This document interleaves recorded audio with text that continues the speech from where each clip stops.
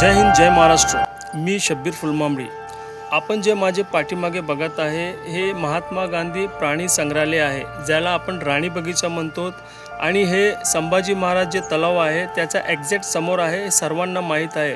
आणि आश्चर्याची गोष्ट हे आहे की काही वर्षापासून बंद आहे. आमचे जे सोलापूरचे खासदार होते जय सिद्धेश्वर महाराज, त्यांना CZ कडून 1,78,00,000 रुपये मंजूर झालेले होते हे प्राणी संग्रहालय सुधारण्यासाठी, सौंदर्यीकरण करण्यासाठी आणि प्राणी आणण्यासाठी. तर इथं एकही प्राणी नाही आणि हे बंद आहे.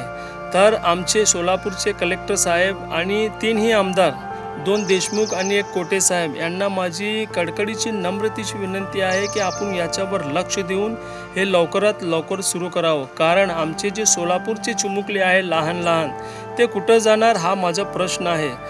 बाहेर आहे ते पैसे देऊन जावं लागतात, पण हे जे महानगरपालिकेचं प्राणी संग्रहालय आहे हे खूप चांगला होता. जेव्हा आम्ही एक 8-10 वर्ष अगोदर आम्ही इथं येत होतो लहान लहान मुलांना घेऊन, तर इथं भरपूर प्राणी होते. तर एकही प्राणी नाही इथं. तर आमचे आमदारांना खास करून मी हात जोडून विनंती करतो की याच्यावर लक्ष द्या. आमचे सोलापूरकरचे लहान लहान मुले जाणार कुठं? हे इथं येऊन जरा एन्जॉय करत होते, ते बंद झालेलं आहे. आणि सर्वांना सोलापूरकर जे आहेत, जे आमची व्हिडिओ बघत आहेत, त्यांना माझी हात जोडून विनंती आहे की आपण जमजम न्यूज इंडिया हा सत्य दाखवतो या चॅनलला आपण सबस्क्राईब करा आणि लाईक करा. अशीच आमची व्हिडिओ जे सत्य आहे ते आम्ही सत्यच दाखवणार.